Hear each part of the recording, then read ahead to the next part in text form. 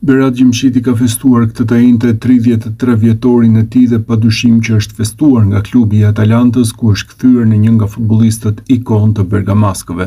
Gjimshitit i kanë kushtuar vëmendje në këtë ditë të shënuar dhe mediat lokale, duke kujtuar se është një nga shtyllat e mbrojtjes së kësaj skuadre dhe një nga emrat më besnik ndaj klubit, të cilit ju bashkua në vitin 2016. Gjatë këtyre viteve ai ka luajtur 319 ndeshje zyrtare me Atalantën, duke shënuar 10 gola dhe duke dhënë 10 asist. Kjo e bën atë lojtarin e tretë me më shumë ndeshje me bergamaskët, pas Deron dhe Pashalic, një flamur i vërtet për këtë skuadër, për të cilën ka refuzuar oferta marramëndse. Në Itali bën të ditur se Gjimshiti pak muaj pasi çoi lart trofeun e Ligës së Evropës me Atalantën, mori një ofertë marramendse.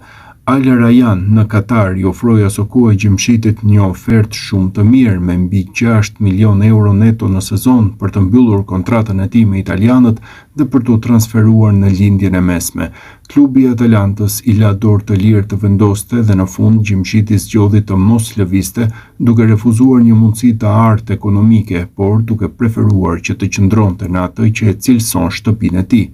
Këtë verë, me përfundimin e kontratës ekzistuese, Gjimshiti do të jetë përsëri para një zgjedhje të ngjashme pasi del lojtar i lirë dhe pritet të mësohet nëse do të provojë një etapë të re në radhët e një klubi tjetër apo nëse do të zgjedhë që të nënshkruajë atë që ndoshta është kontrata me të cilën do të mbyll karrierën te Atalanta.